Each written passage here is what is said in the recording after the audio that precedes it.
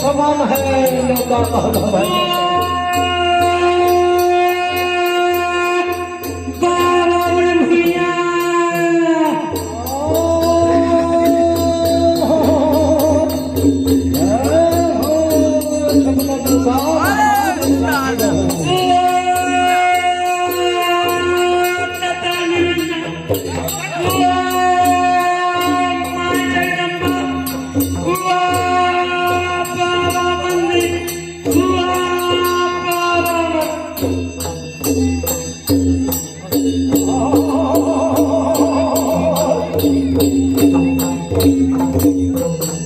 छोटे लोग सब चीज पर समान।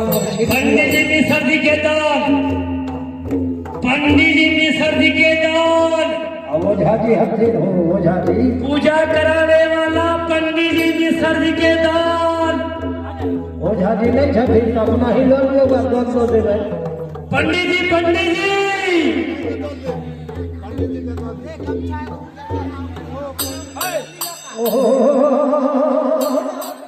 अब गाने गाने जावाले उठाए आगाई छीना बाबू